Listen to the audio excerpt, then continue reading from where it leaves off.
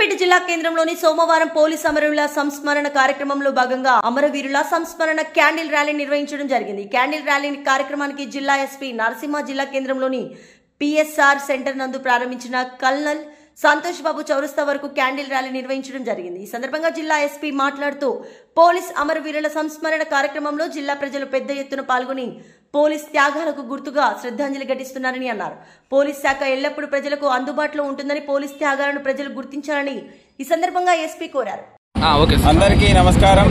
ఈరోజు సూర్యాపేట జిల్లా వ్యాప్తంగా పోలీస్ అమరవీరులకి సూర్యాపేట ప్రజానికం ఘనంగా నివాళులు అర్పిస్తుంది. పెద్ద ఎత్తున పట్టణం నలుమూలల నుంచి సూర్యాపేటలో ఉన్నటువంటి ప్రముఖులందరూ కూడా మన పోలీస్ అమరవీరులకు ఘనంగా నివాళులు ఇవ్వాలనేటువంటి ఉద్దేశంతో మన సూర్యాపేట పట్టణంలో ఉన్నటువంటి పిఎస్ఆర్ జంక్షన్ నుంచి కల్నల్ సంతోష్ బాబు జంక్షన్ వరకు ఘనంగా కొవ్వొత్తుల ర్యాలీని నిర్వహించడం జరిగింది.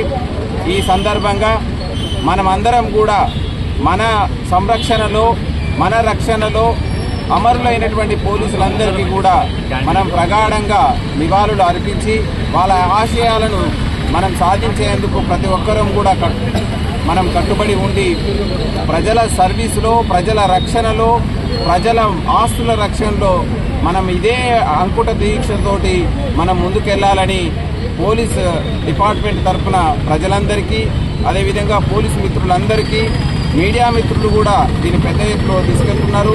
అదేవిధంగా ఈ మళ్ళీ వచ్చే కొన్ని రోజుల పాటు ఈ యొక్క సంస్మరణ దినోత్సవాలు 31 వరకు ఉంటున్నాయి.